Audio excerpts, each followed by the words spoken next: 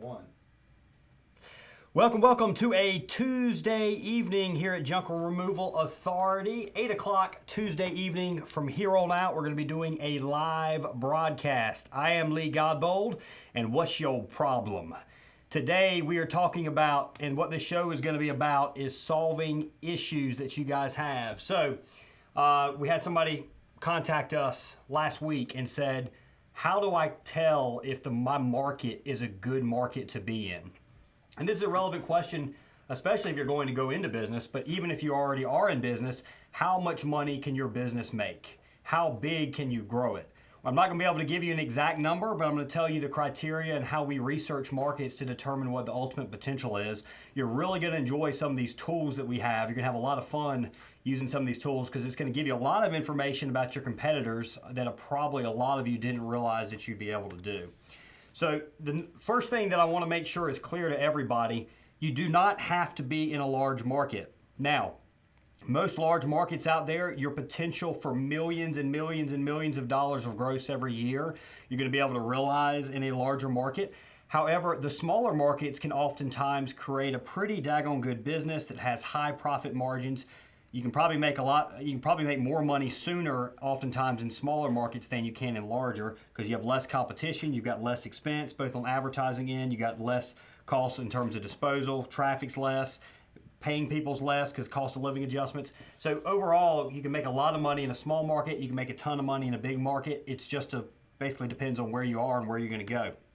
So the first thing that we want to evaluate anytime we're looking at a particular market is what's the competition like. So the first thing, if somebody asks me, should I open up in this particular market? Well, what's your competition like? So let's take a look at here, like a Denver, and just type in junk removal Denver on Google, and then we'll slip down here. I want to see competitors. See, a lot of people, especially in bigger markets, a lot of people, they don't want to see a whole lot of competition. I want competition. I want to see the Junk Kings. I want to see the Got Junks. I want to see 1-800-GOT-JUNK, Junk Luggers, all the Cloud Chunks, all the major franchises. If a particular market is missing one of those franchises, I start to dig a little deeper. I want to know why that is. Has it opened and gone out of business? If a College Hunks, maybe not Junk Luggers, but if College Hunks or Junk King or Got Junk isn't in your market, understand why. There's a pretty good possibility at some point they have been open in that market and it's closed down. The next thing I want to see is how many reviews do they have? And you want to see, like, Denver's a crazy market. Denver, Minneapolis, some of these places are absolutely crazy on the number of reviews. You got right here, you got Junk King with 884 reviews. You've got Junk Man 447, College Hunks 527, and you kind of move on down the list. There's a bunch of reviews on there. That means that's a pretty hot market. If there's 800 some reviews, that means these people have had a lot of customers over the years. So some people gave me some cities they wanted to evaluate. Denver was one of them. I called him Cameron the Bean Counter Sizemore because he commented on one of my videos before critiquing me by saying that Google Ads was an expense and not an investment. And yes, from an accounting standpoint, it's an expense, but from when I want to treat it in your head is as an investment. Let's not go too far off topic though, but that's the reason we call him the Bean Counter. So he wanted us to evaluate Denver. We've got Oklahoma City. Jaime Rios wanted us to take a look at Oklahoma City. And you think in my research I would have looked up this city here. It's French, I know that, but I'm going to say Coureur de l'Aline or something like that. So that is in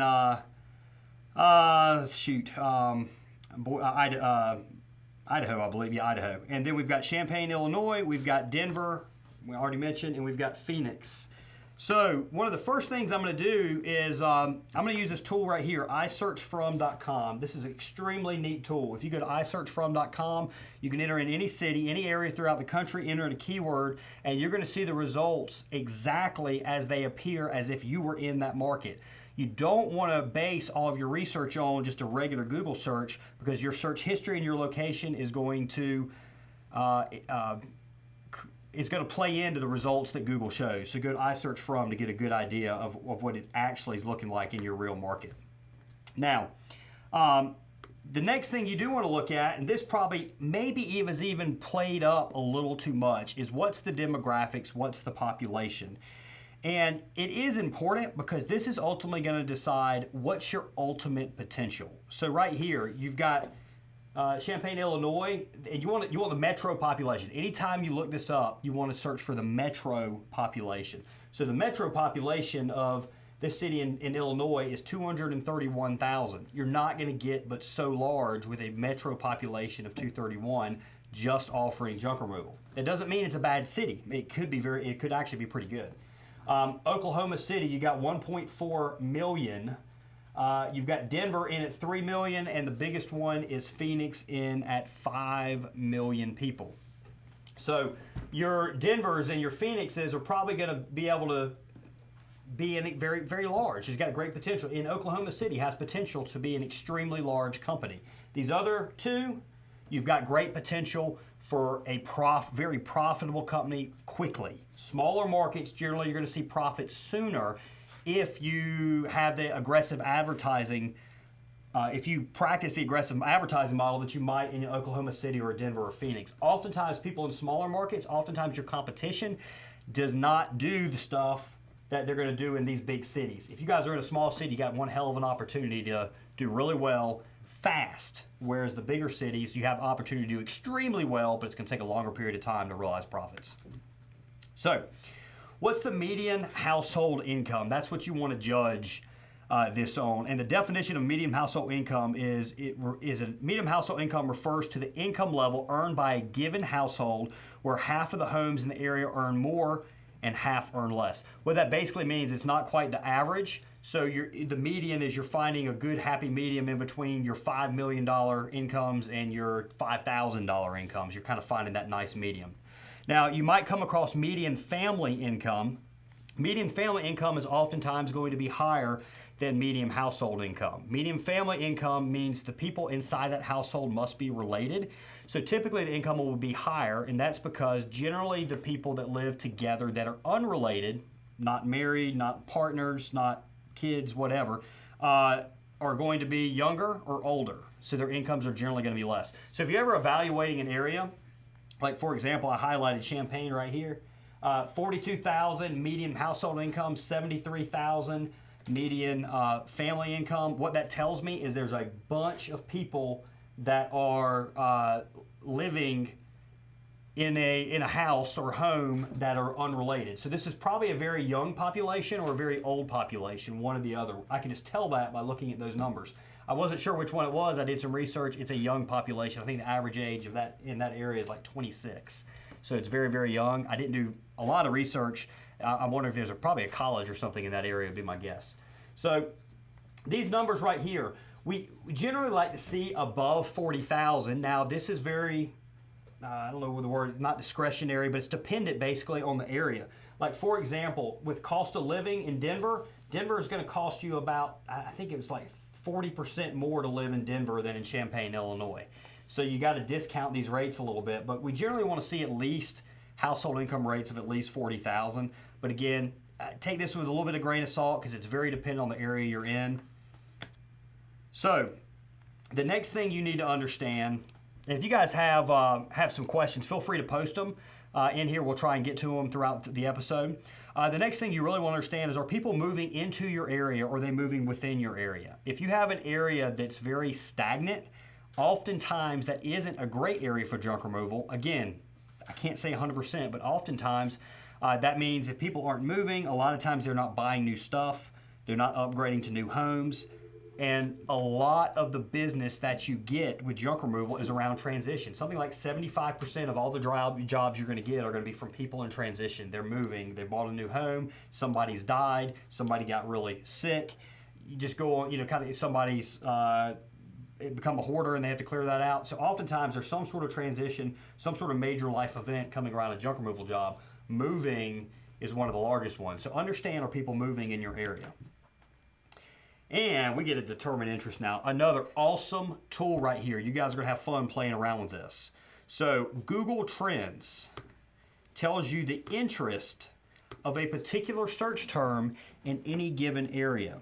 So let's evaluate some of these cities here. And I've already given some of the data, but let's run through one or two here. So we go to Oklahoma City.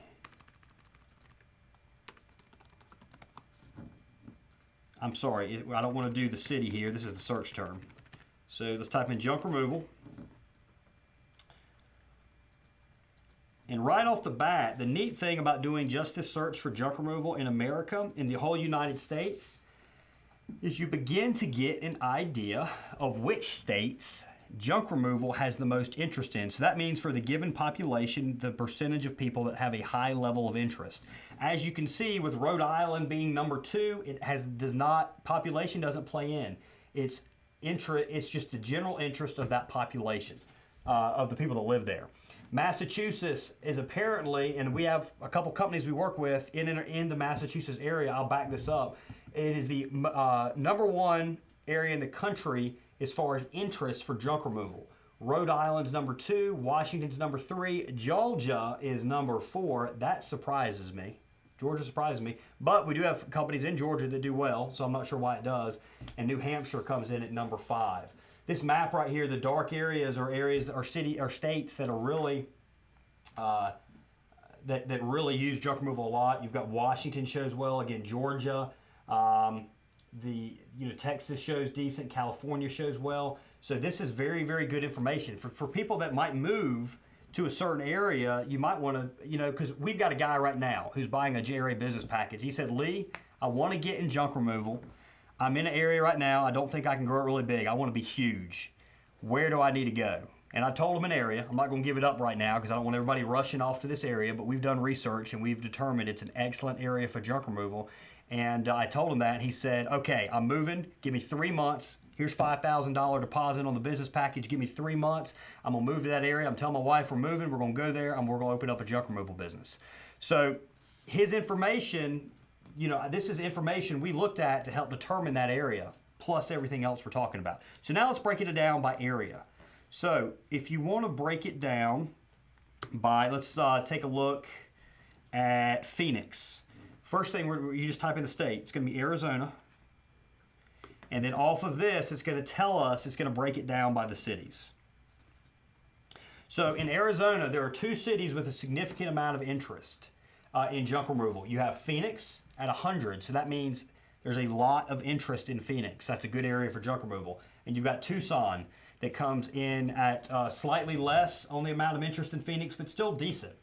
Let me show you one other one. This affects us, and I have seen this play out in real life. Our Charlotte location is successful, but it has taken longer to get the residential jobs up in Charlotte. Now, we kill it with commercial work and contract work, but as a whole, as far as residential, we've done better in other areas with our own junk removal company, Junk Doctors. So if you look at North Carolina, the interest level in North Carolina, Raleigh-Durham, 100.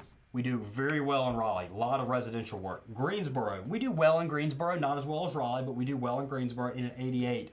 Look at this, Wilmington towards the coast. This surprised me. I don't know if you guys are familiar at all with North Carolina, but I mean the largest city, Charlotte. Wilmington comes in at 73. Charlotte comes in at a 60. So this is going to also help me out. If you guys are in Charlotte and you want to open up a junk removal business, you're going to struggle a little bit probably. There's a lot of competition out there, and a lot of people are fighting over only 60% of the population that's interested in junk removal. It's not necessarily a percentage of population there, but it's 40 less than Raleigh. So you're at a serious disadvantage in an area without a lot of interest. So let's take a look at like an Oklahoma City. So we search for Oklahoma, and it comes in at 100. Tulsa comes in at a 69. Now we've got we work with people in both of these areas, different parts of these areas. We can still, this is a pretty wide swath of area right here, but both of them do well. So it's a good market. Both of those markets are pretty solid. Even that Tulsa that's coming in at 69, he's doing pretty well. So Google Trends, you can take a look there. I've got the Corriere dell'Unione. There's no data on it. Now in Boise, which I think Boise is like way the heck south, and this is way north. It's probably like 6 hours to Boise. Boise's actually showing it at 100. Champaign is a 71. Denver is an 81. Colorado Springs is 100.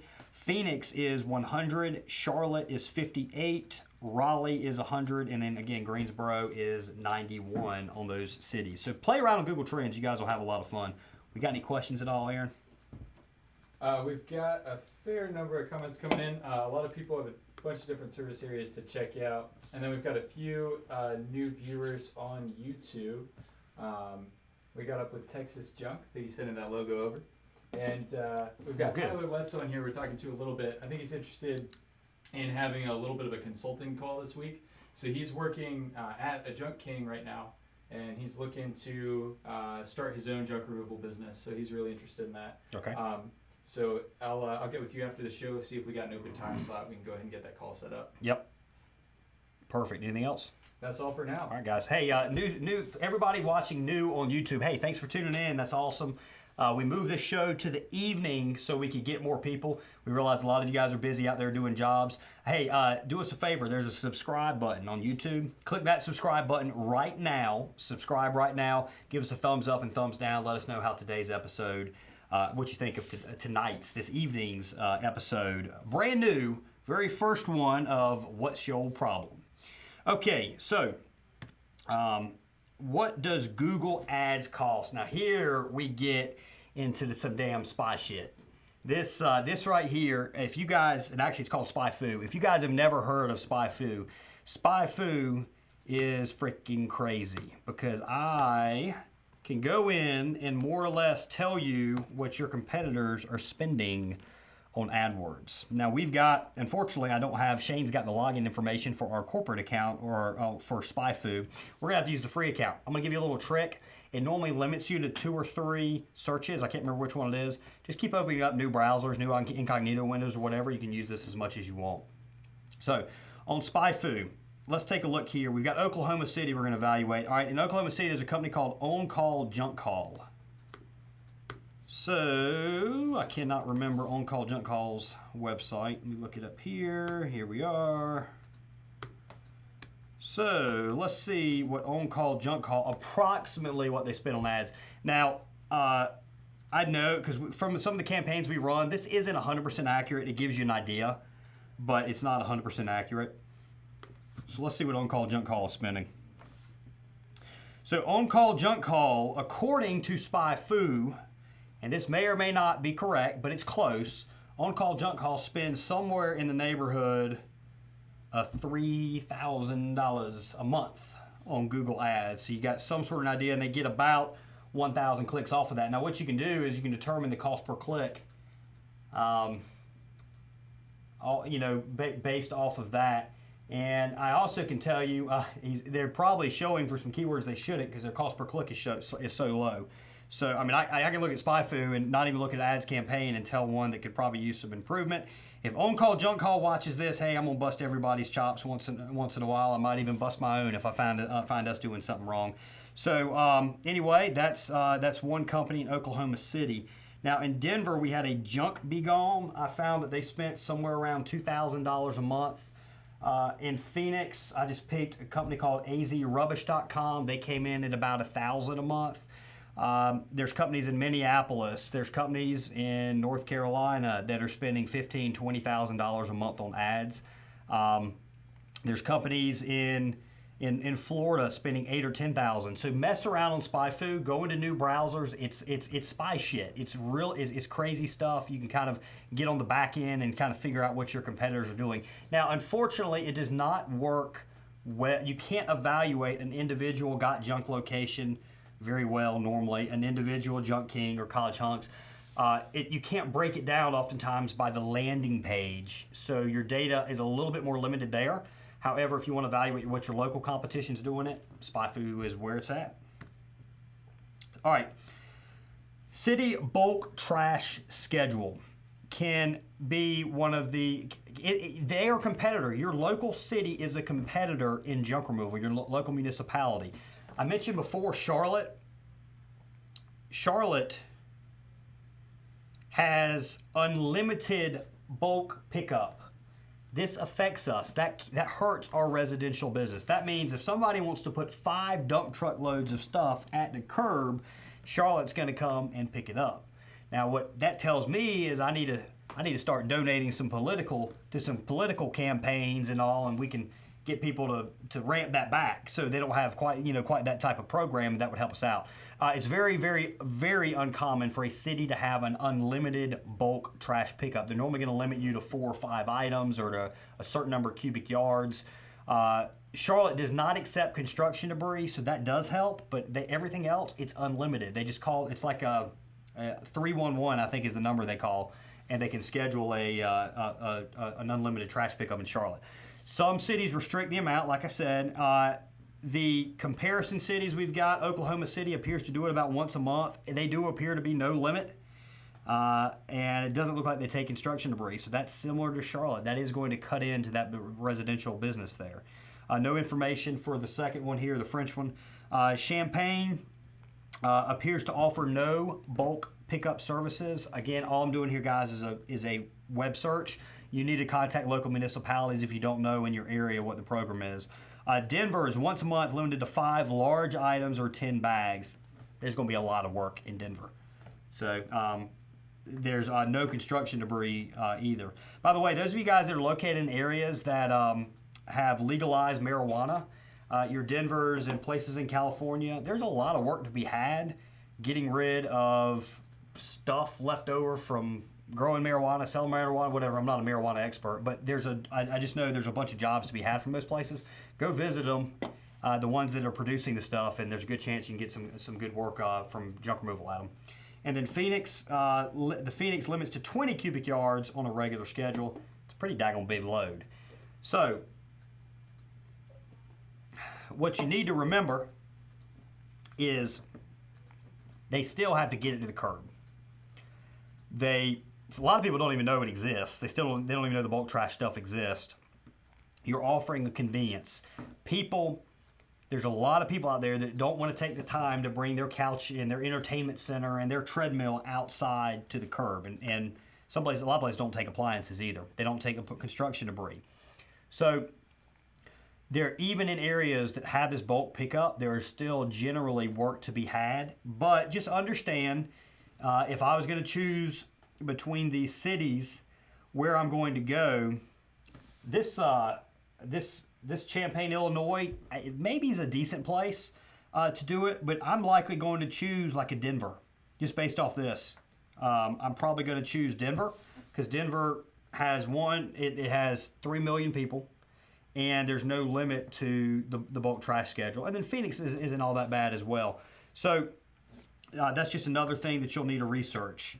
And then we've included, this slide we'll be able to put on the YouTube comments as well as on Facebook, so you guys can check out iSearch From, Spyfu, and Google Trends to use this information. I know a lot of you guys are going to be going over there and researching to kind of see what your competition's doing and where you stand.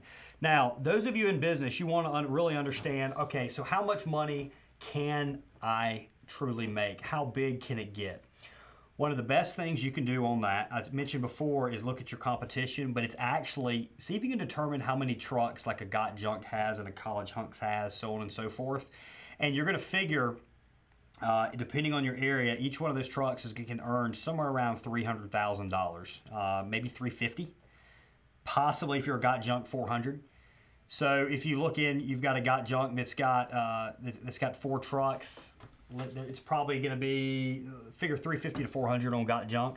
So I mean, they're probably $1.5 million, 1.3, 1.5 million. Now, the one truck could be a backup, so I'd say it's anywhere from 1.2 to like 1.5, most likely for a Got Junk. So that is one of the best ways to determine how what can you at least get to, and then you can beat them. We beat Got Junk in the Raleigh area, at least in terms of jobs. I think their average job is still higher than us, but in terms of jobs, we beat Got Junk in the Raleigh area. Always understand, and any final questions need to get placed right now, you need to always understand, even in small areas, I know people in areas of South Carolina, small areas of South Carolina, small areas of Pennsylvania, doing very, very, very well in their small market because they are doing the aggressive advertising, your Google ads, your Facebook ads, in addition to Craigslist, Facebook groups. They're doing SEO. They show well there. They basically are dominating their market. They're the big fish in a small pond. The nice thing is a big fish in a small pond is still, he's not getting hungry. So there's still a lot of work to be had for somebody in a small area. Now, when you get into a larger area, you're going to start out as a small fish, and then you're going to work your way up. And you've got a lot bigger potential in those big areas, but you stick with it, invest in your company consistently over time until there's no more money you can possibly invest in it. What I mean by that is you're investing everything that you possibly can, and money's still left over. We got any questions at all, Aaron? Not for this one. Okay, guys. So, hey, again, this is every Tuesday at 8 o'clock. Comment on this video what kind of problems you got. So let us know what you'd like us to work through. We're going to pick one, maybe two topics every Tuesday, and I'm going to put together a presentation. I'm going to answer it to the best of my ability, which is about as good as you're going to get in the junk removal industry. And we're going to see if we can straighten out your problems. So this is What's Your Problem by JRA. I am Lee Godbold. Check us out at junkra.com if you guys need Google Ads Management, Facebook Ads, SEO, general consulting, or websites, or a call center. We're your company if you're in the junk removal industry. Everybody have a great evening. Thanks for watching.